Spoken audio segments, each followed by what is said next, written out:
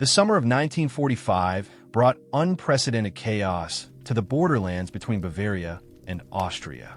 The Third Reich was collapsing like a house of cards in a windstorm, and with it came desperation, confusion, and acts of cruelty that would define the final chapters of the most devastating war in human history.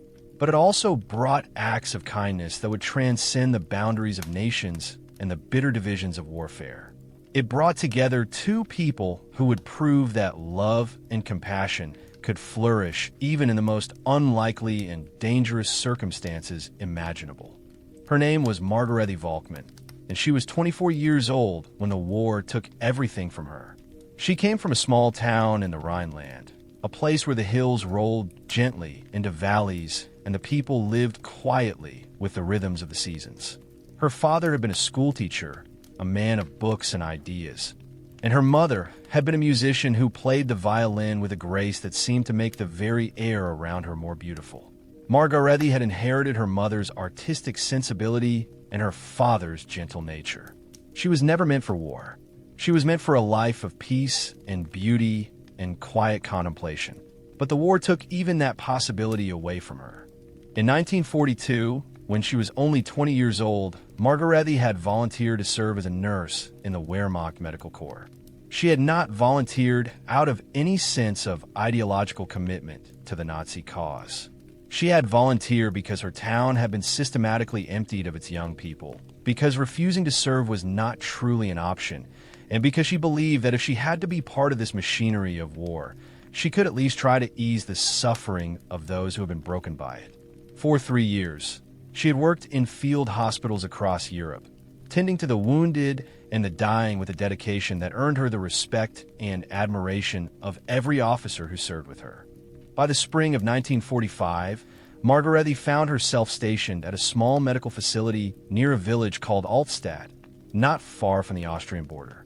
The facility was housed in a converted monastery, its thick stone walls and arched corridors somehow managing to seem both protective and tomb-like at the same time. She worked there with 23 other female medical personnel, all of them women who had signed up believing they would spend their service saving lives, not running for their own lives. The orders came on a Wednesday in late April, delivered by a stern-faced major who looked as though he had not slept in weeks and had probably given up hope of ever doing so again. The orders stated that all female military personnel in the region were to be consolidated at a defensive position to the east near the village of Shadenburg. They were to assist in the establishment of a last-stand position that would hold against the advancing American forces.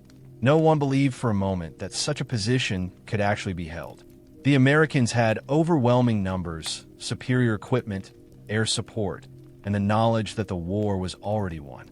But orders were orders, and in an army that was crumbling into chaos and desperation, orders were often the only thing that remained. Margarethe and her fellow nurses were loaded onto trucks on a cold morning when the spring sky was the color of slate and seemed to press down upon the earth with a weight that felt almost physical. They drove through a landscape that was being systematically destroyed by warfare. Entire villages were reduced to rubble. Fields were pocked with bomb craters. The roads themselves were scarred with the evidence of mechanized destruction on a scale that seemed incomprehensible. When they arrived at Shadenburg, they found a position that was hastily prepared and deeply unpromising. There were trenches dug along the perimeter of the village, bunkers constructed from sandbags and rubble, and machine gun positions set up in ruined buildings. There were approximately 140 German soldiers positioned there, mostly men who had been pulled from rear area duties or who were recovering from wounds. Mixed among them were the 24 female medical personnel, including Margarethe, who had been sent to hold a line that no one truly believed could be held. The commanding officer was a captain named Friedrich Weber, a career officer who had managed to survive the entire war and still retain his sanity, a feat that seemed almost miraculous by 1945. He gave his orders with a voice that was calm and methodical, speaking to the assembled troops as though they were soldiers who might actually have a chance of accomplishing something. He knew, however, that they had none.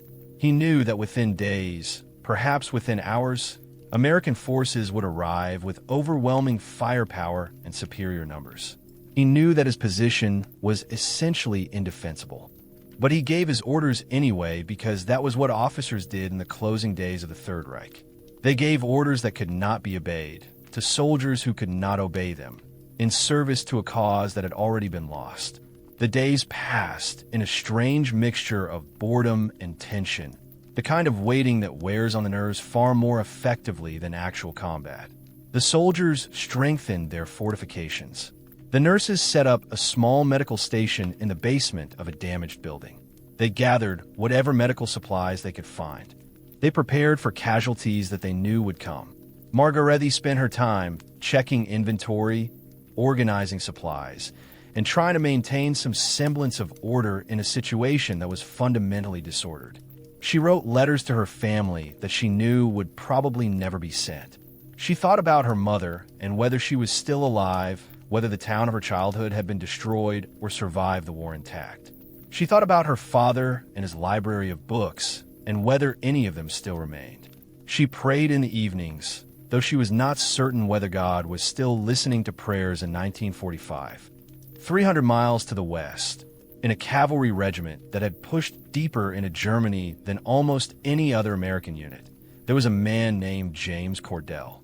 James was 23 years old, and he came from Texas, from a town in the heart of cattle country where the wide sky stretched endlessly and the land seemed to go on forever.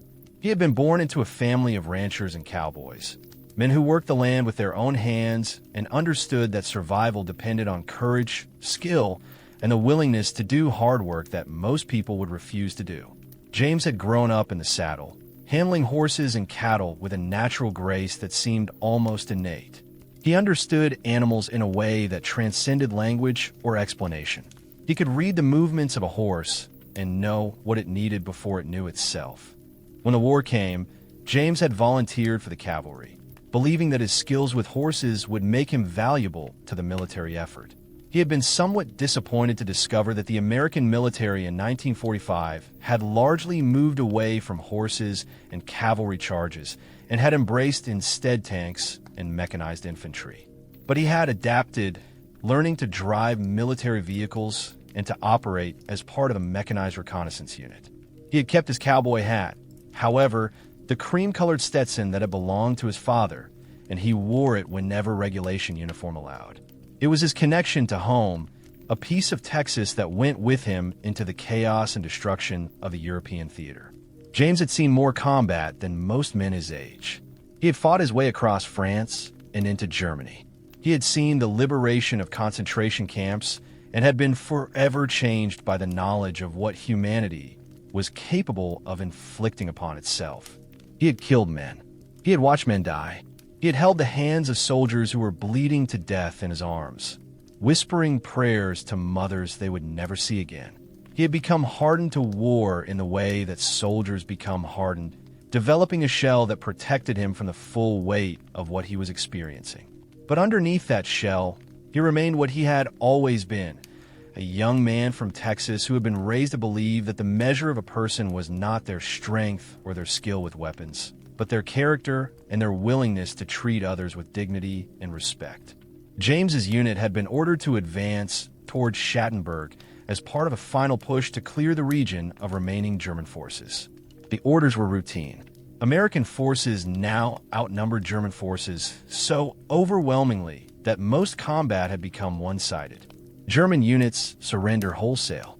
Soldiers threw down their weapons and emerged from their fortifications with their hands raised, grateful for the opportunity to surrender and end their participation in a war that was already over.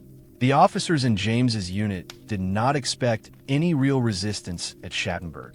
They expected to find a position that was lightly defended, to exchange some sporadic gunfire, and then to receive the surrender of whatever German troops remained. On the morning of May 3rd, 1945, James's unit moved out from their staging position in a valley to the west of Shadenburg. The spring morning was clear and bright, with a quality of light that seemed almost cruel in its beauty, indifferent to the human suffering that was about to unfold.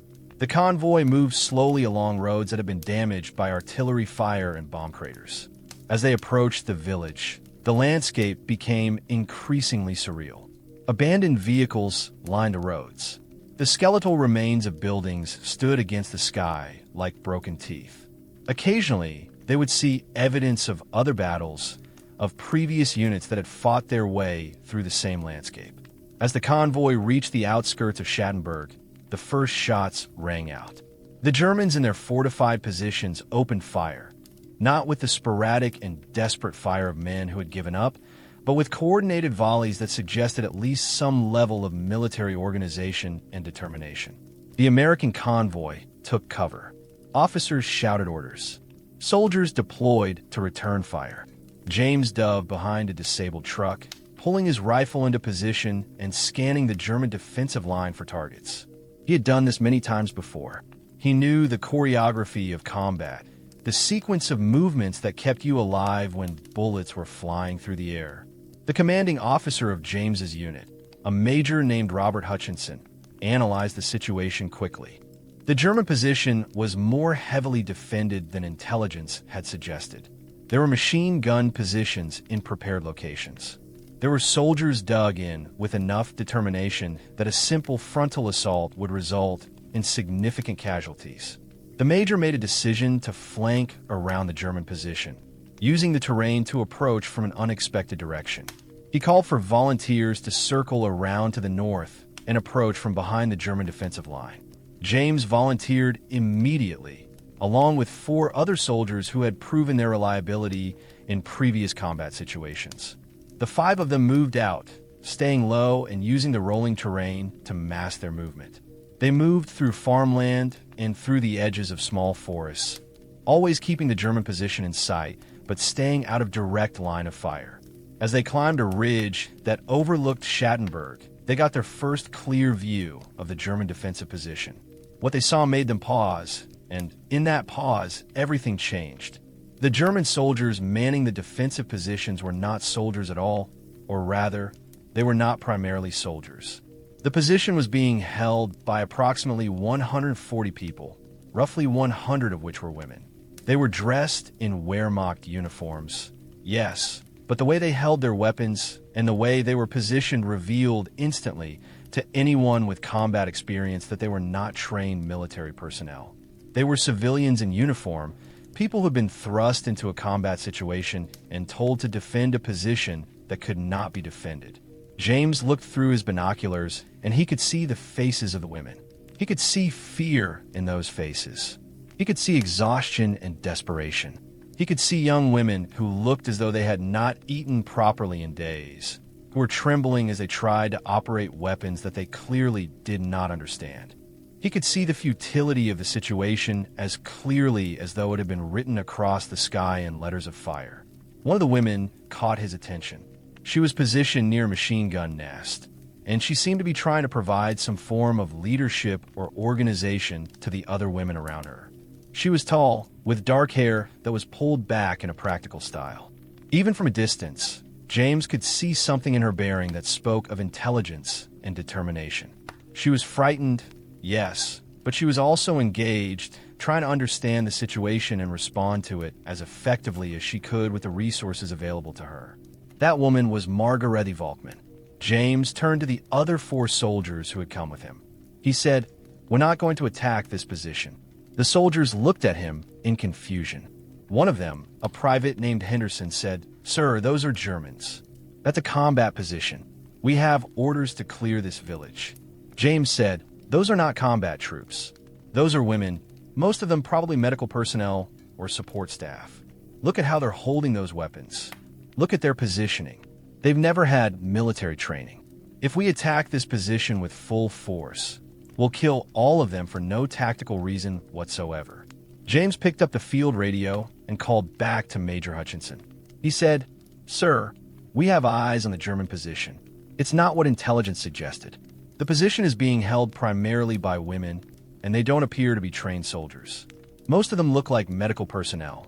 I can see maybe 40 trained male soldiers mixed in with approximately 100 women. If we attack head-on, we'll massacre people who aren't really soldiers." There was a pause, and then the major responded, "Are you certain about this assessment, Cordell?" James said, "Yes, sir. I'm completely certain." These women have been positioned here to be slaughtered.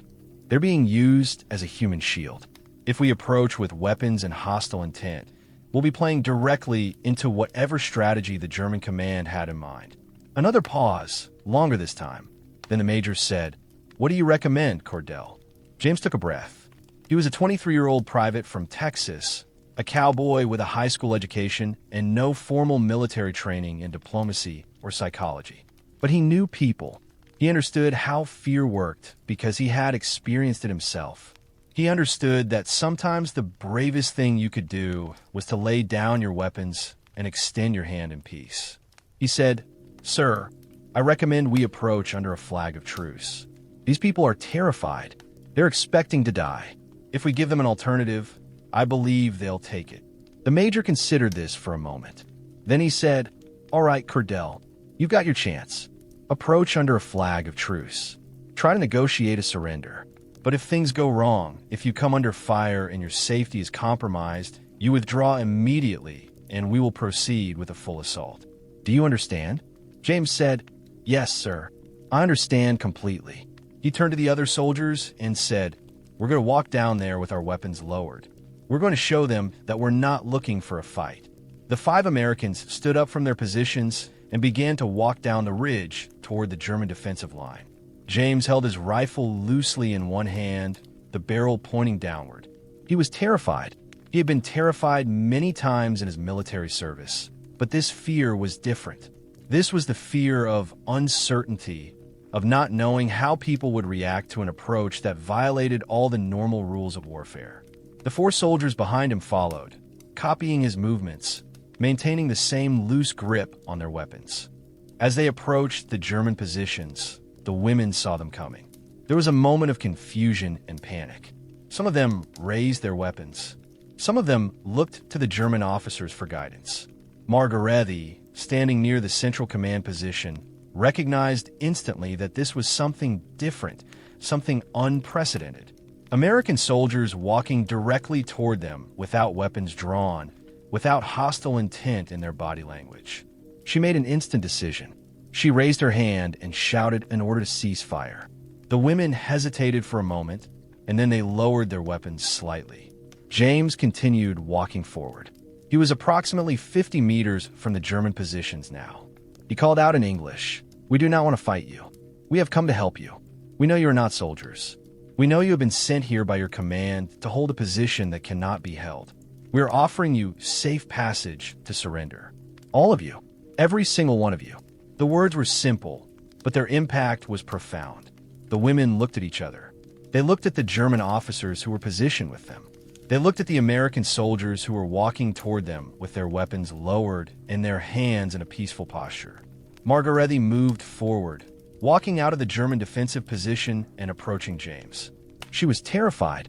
Every instinct that had been instilled in her by Nazi propaganda told her that American soldiers would kill her, would treat her with cruelty, would view her as a subhuman enemy to be destroyed.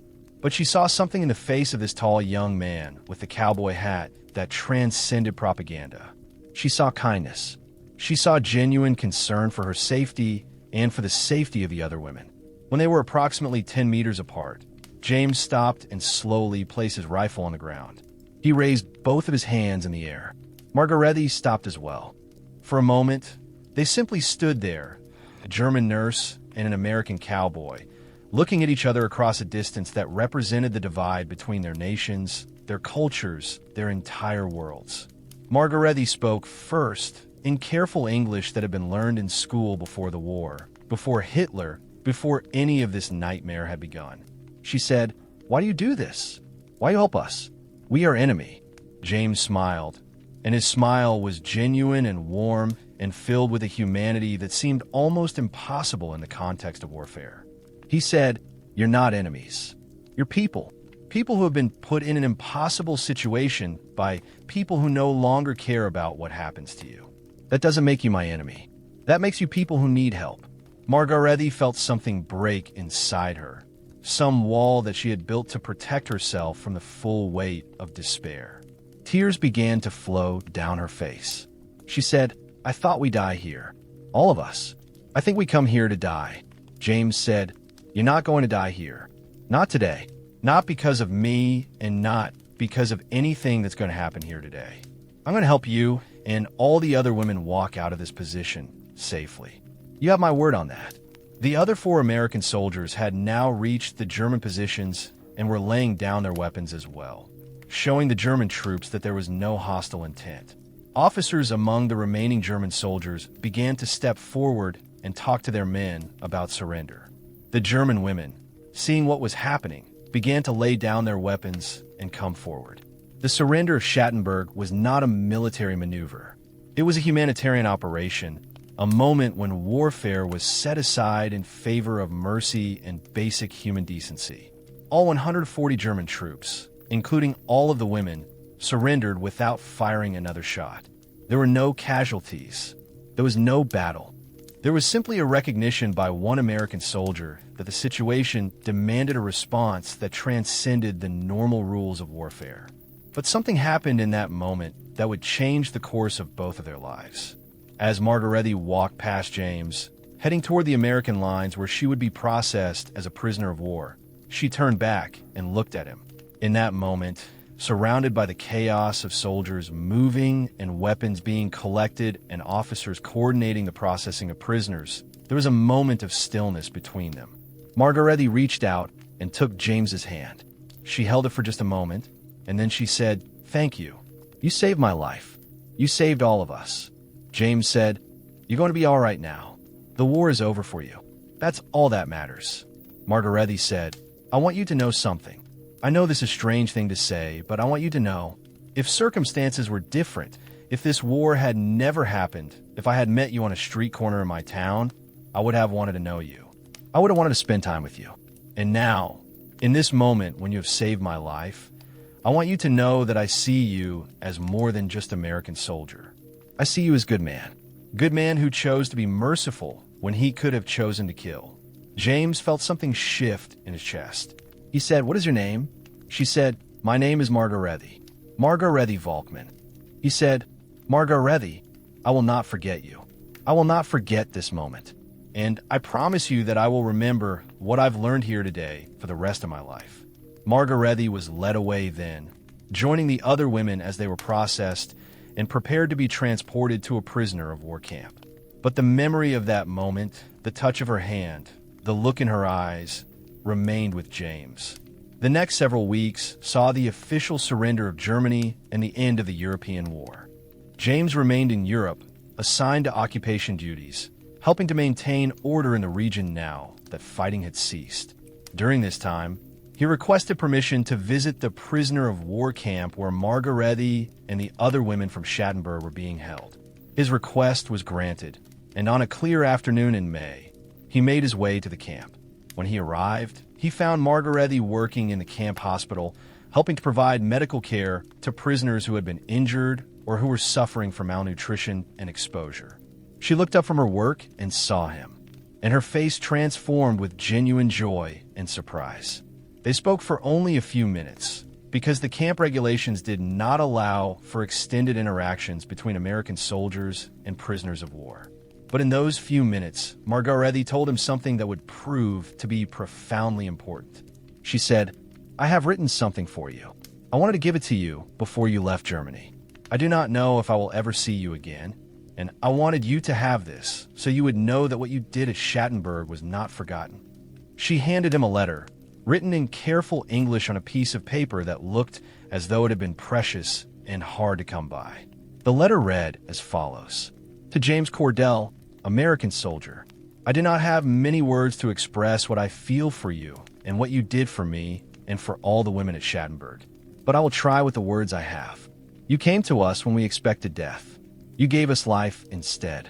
You saw us not as enemies, but as human beings. You showed us mercy when you could have shown us cruelty. I do not know what will happen to me after this war. I do not know if I will live to see my family again, or if I will have the opportunity to rebuild my life in a Germany that has been destroyed by the war. But I know this. I know that whatever happens to me, I will always know that there was one American soldier who cared enough to change the course of my life, who was brave enough to lay down his weapons and offer mercy instead. There is no word in German or in English that is big enough to describe what I feel for you. But if I had to choose one word, I would say that I love you. Not in the way of romantic love, though perhaps that is also there somewhere deep inside me. But love in the sense that you have given me my life.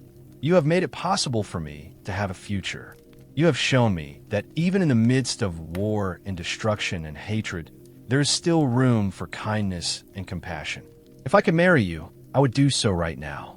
Not because I know you well enough or because we have spent enough time together, but because you have shown me the true meaning of being a good person.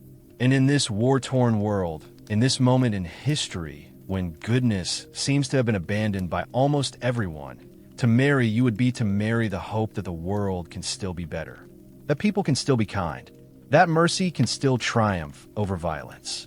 So I tell you this, I offer you my heart, I offer you my gratitude, I offer you everything that I am, even though I'm only a German nurse and you are an American cowboy, and the world we come from could not be more different.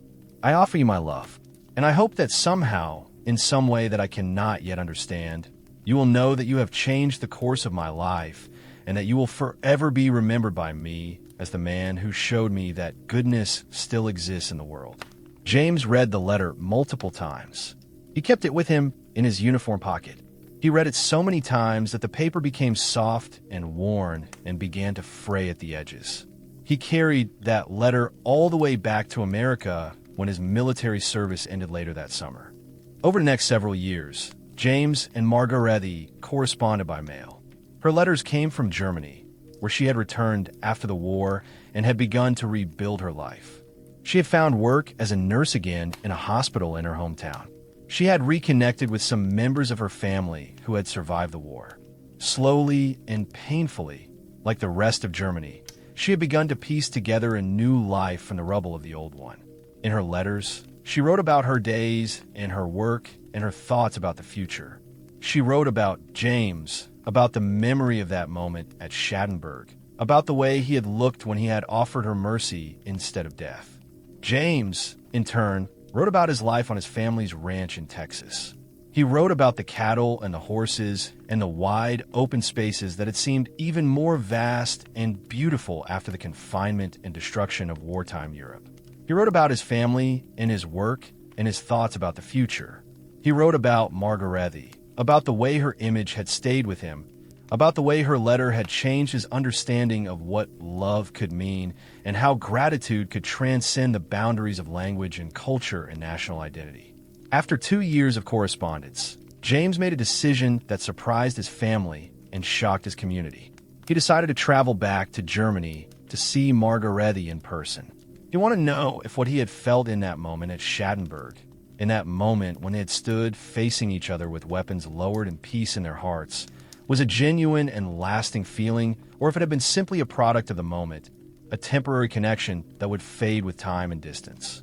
He arrived in Germany in the fall of 1947. He traveled by ship across the Atlantic, and then by train across the continent, until he reached the small town in the Rhineland where Margarethe lived. He walked through the streets of her hometown, past buildings that were still showing the damage from wartime bombing, past people who were still struggling with the aftermath of the war and the beginning of the occupation and rebuilding process. He found a hospital where Margarethe worked. He walked through the doors in his civilian clothes, his cream-colored Stetson hat in his hands, looking for her.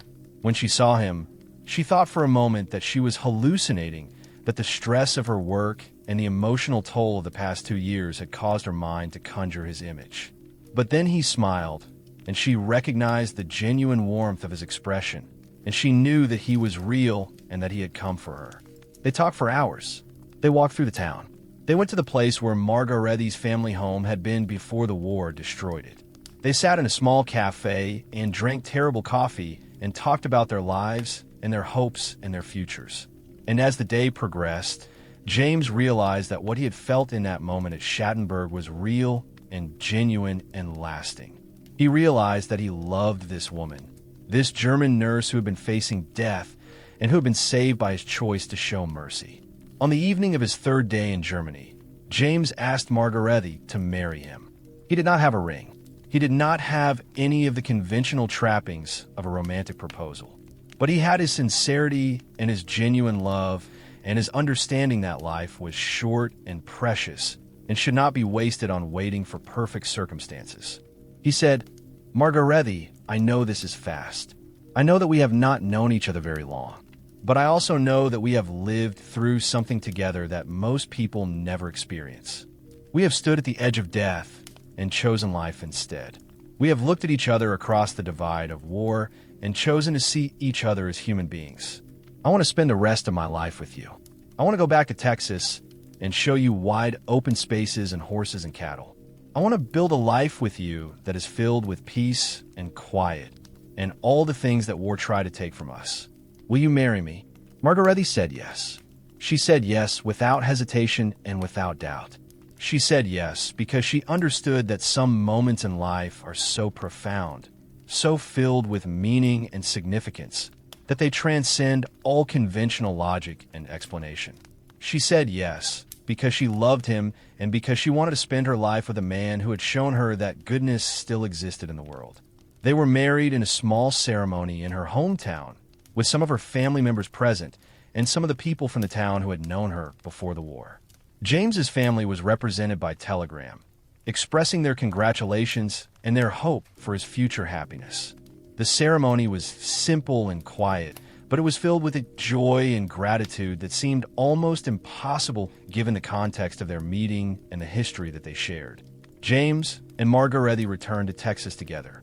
She adapted to her new life on the ranch, learning to ride horses and to appreciate the vast expanses of land in a way that no one for the Rhineland could ever have anticipated. She worked as a nurse in the local hospital. They had children together, for children who grew up hearing the story of how their parents had met at the end of the Second World War, how an American cowboy had saved the life of a German nurse, and how that moment of mercy had led to a lifetime of love and happiness. The story of James Cordell and Margarethe Volkmann did not become famous like some of the other stories of the Second World War. It was not documented in official histories or celebrated in documentaries, but it was known in their community and it was passed down through their family. Their children told their children about the moment when their parents had stood facing each other across the divide of war and had chosen peace and compassion instead of violence and hatred. In 1975, 30 years after they had met at Shadenburg, Margarethe wrote a letter to the American Legion asking if there was any possibility of organizing a reunion between James and some of the other women from that day. The American Legion, moved by the story, agreed to help organize such an event. They tracked down several of the women who had been at Shadenburg and who were willing to travel back to Germany for the reunion. In the spring of 1976, James and Margarethe traveled back to Shadenburg together. They brought their oldest son with them. When they arrived in the village, they found that several of the women who had been there on that day were waiting for them. These women, now in their middle 50s, embraced James and thanked him again for what he had done all those years ago. They told him that his act of mercy had changed their lives, that they had built families and careers and lives of peace and purpose because of his choice to lay down his weapons and offer compassion instead. One of the women, named Anna, who had been barely more than a girl at Shadenburg, spoke to James about the impact that his actions had had on her life. She said, "You gave us all a gift that day. You gave us our lives back. And not just our lives, but the lives of all the children and grandchildren that we have had. If you had attacked that position, if you had followed your military orders without question, none of us would be here now. None of our families would exist. The ripple effects of your choice to show mercy extend far beyond what you can possibly imagine. You changed history, not in the grand sense of changing the course of nations, but in the more important sense of changing individual lives and families and all the potential that comes from letting people live instead of letting them die." James listened to these words, and he understood the weight and significance of what had been said. He understood that his choice at Shadenburg, made in the moment without time for reflection or consultation, had sent out waves of consequence that extended into the future in ways that could never be fully calculated or understood. He had saved 140 people from death, and by doing so, he had made possible the existence of hundreds, perhaps thousands, of people who might never have been born if that moment had played out differently. When they returned to Texas, James and Margarethe continued to live their quiet life on the ranch. They remained in contact with some of the women from Shadenburg. Letters came occasionally from Germany, from women who wanted to update James and Margarethe on their lives and their families. These letters were treasured and kept in a box that sat on a shelf in their home, a collection of memories and connections that transcended the boundaries of nations and time. James Cordell passed away in 1993 at the age of 71. Margarethe lived on for another 10 years, passing away in 2003 at the age of 82. They had lived a full and happy life together, a life that had been built on the foundation of a moment of mercy and compassion shown on a spring day in 1945 when a young American cowboy and a German nurse had chosen peace instead of war. The story of James Cordell and Margarethe Volkmann is a story about what is possible when one person chooses to act with compassion instead of following the mechanical dictates of war.